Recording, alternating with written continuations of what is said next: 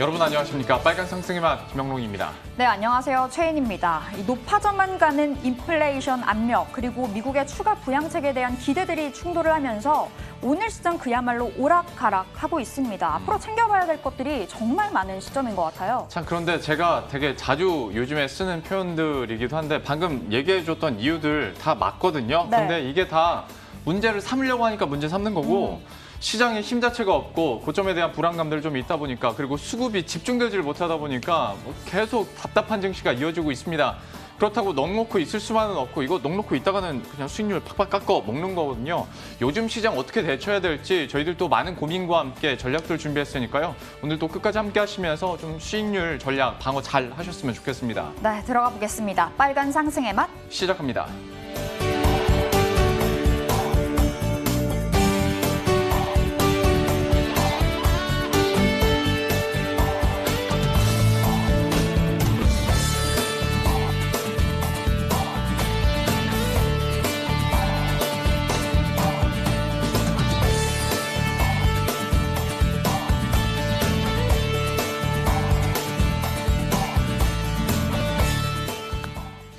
네, 월요일장 2시 5분을 넘기고 있습니다. 코스피 코스닥의 흐름 짚어보겠습니다. 현재 코스피는 0.4%대 하락을 가리키고 있습니다. 오늘 개장 직후 빠르게 올라가면서 3,142포인트 선 탈환하는 데 성공을 했지만 이내 힘없이 밀려 내려가는 흐름 보여주고 있고요. 오늘도 역시 개인은 사고 외국인과 기관은 팔면서 시장에 부담이 되고 있습니다. 자, 코스닥 보겠습니다. 코스닥은 현재 0.65%의 하락세 이어가고 있습니다. 958포인트 선 가리키고 있는 상황입니다. 자, 오늘 막상막하 종목에는 어떤 종목들이 올라와 있을까요? 먼저 막상 종목부터 열어보겠습니다. 오늘 막상에는 포스코 강판, 캔코아 에어로스페이스, 대웅제약과 코나이, 그리고 포스코 ICT가 자리하고 있습니다. 자, 포스코 강판 보겠습니다. 이 개장 직후부터 상한가 빠르게 올라섰고요. 현재도 상한가 풀리지 않고 있습니다. 이 냉연 강판 가격 강세가 이어지면서 앞으로 전기차용 부품 등 신사업 모멘텀이 가시화될 것이다. 긍정적인 이야기들이 나와주면서 힘을 실어줬습니다. 현재 구간 포스코 강판은 23,500원 선 가리키고 있는 상황이고요.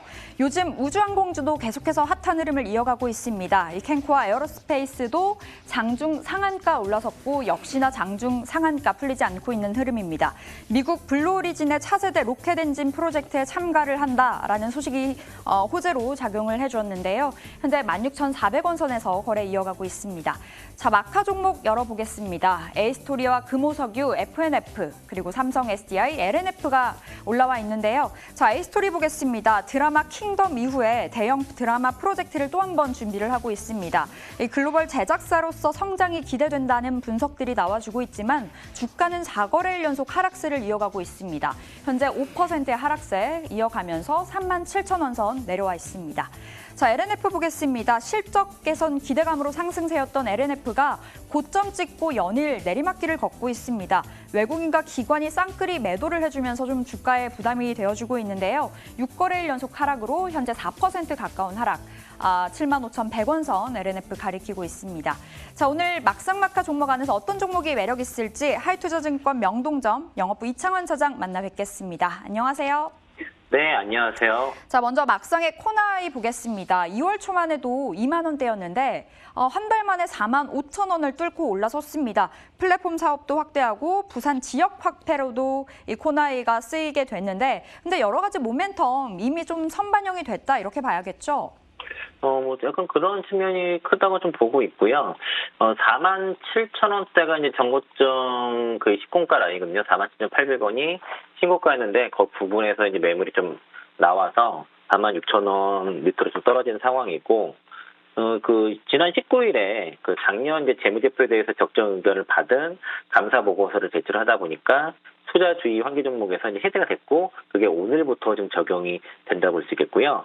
또 이제 부산 지역에 그 동백전이라고 지역 화폐가 있는데, 거기 발행 규모가 1조 3천억 정도 되는데, 기존 사업자인 이제 그 KT에서 이제 그 코나이가 이제 우선 협상 대상자로 선정이 되면서 여기에 따른 좀 그 재료도 좀 반영이 좀 됐다고 보고, 동사 같은 경우는 이제 그 회사에서 밝힌 바와 같이 지역 커뮤니티 플랫폼 기반으로 인해서 다양한 그 서비스 사업을 진행할 수 있고, 여기에 따른 그 성장 지속될 수 있다라고 지금 얘기를 하고 있습니다. 이제 하지만 이제 그 예전 말씀드렸던 내용들이 충분히 주가에 녹아났다고 좀 판단 들고 지금 단기 과열 구간에 있기 때문에 저는 일단 좀 차익 관점에서 말씀드리겠고요.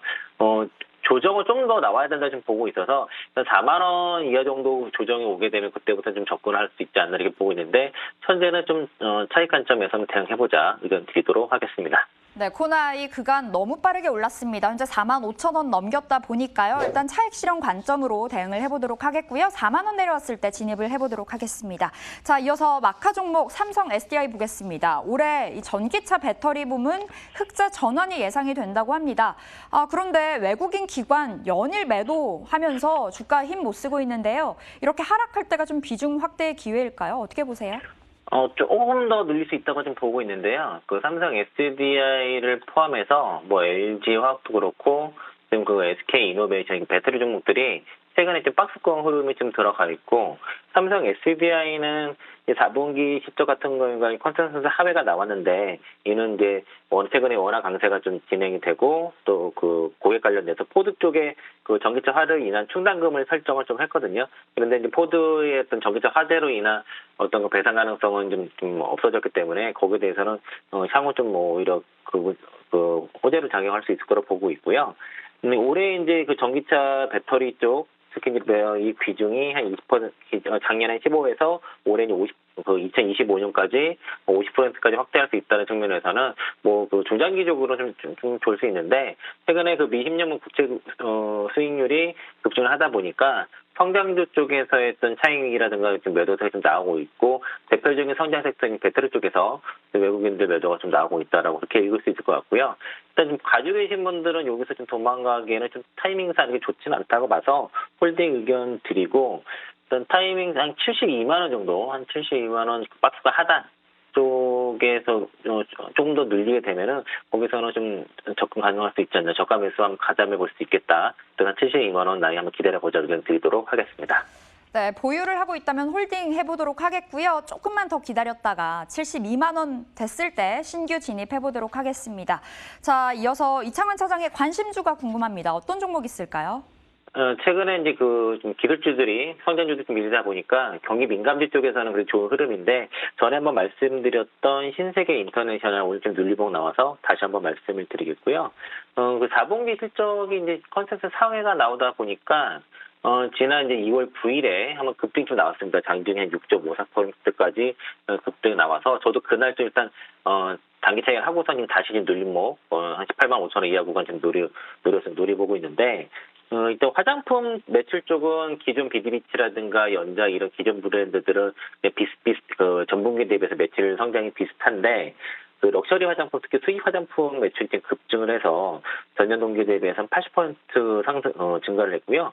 역대 최고 매출을 좀 찍었다고 합니다. 그리고 쪽 의류도 견조한 흐름에 있고, 근데 내수는 다소 이제 생활용품이라든가 이런 부분은 어떤 그 코로나로 인해서 오프라인 고객 수가 좀 줄어들어서 다소 부진한 측면이 있지만은 일단 그 비디비치를 포함한 동사가 가지고 있는 화장품 브랜드, 의류 브랜드들이 고객 충성도가 상당히 높다는 게 다시 한번 증명이 좀 됐고요.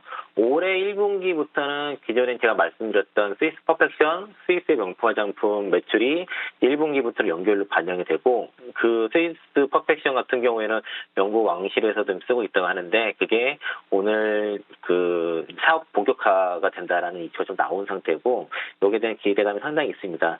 특히 이제 중국의 하이난 면세점이라든가 이런 중국 온라인 시장 쪽에도 동사의 그 럭셔리 브랜드들이 진출을 하고 있어서 향후에 그 포스트 코로나 이후에 실적 성장이 굉장히 좀 점프업을 할 수 있을 거라 보고 있고 기술적으로 19만 원에서 22만 원 정도의 좀 매물도 상당히 있기 때문에 저는 저가 매수를 한 다음에 어느 정도 상승 나오면은 차익했다가 다시 눌림목 이렇게 트레이딩 전략으로 계속 한 27만 원까지는 계속 가져갈 수 있을 거 보고요. 뭐 끌고 가도 상관없지만은 이 변동폭이 좀 꽤 있었기 때문에 끊어가는 전략이 좀 괜찮다고 보고 작년에 영업이익이 한 338억 정도 나왔습니다. 그리고 올해는 전망이 이제 컨센서스가 증권사별로 차 있는데 하단이 630억, 이제 상단이 741억 정도 봐서 거의 2배에서 2배 이상에 대한 성장이 영업이익 성장이 기대가 돼서 좀 실적 대비 저평가 가치주로 현세계 인터내셔널 말씀드리겠고요.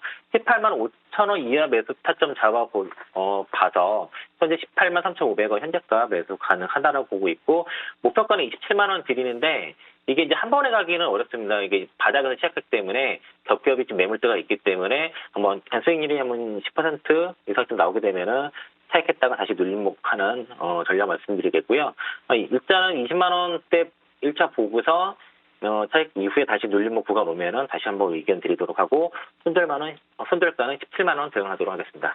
네, 신세계 인터내셔널 18만 5천 원 이하 매수 가능하다고 하십니다. 현재가 진입 가능하고요. 길게 봐서 목표가 27만 원, 손절가 17만 원 잡아보도록 하겠습니다. 자, AS 있는데요. 2월 8일에 LG이노텍 매수 사인 주셨습니다. 목표가 달성했고요. 수익률 14% 기록하고 있는데요. 2차 목표가 설정해 볼까요?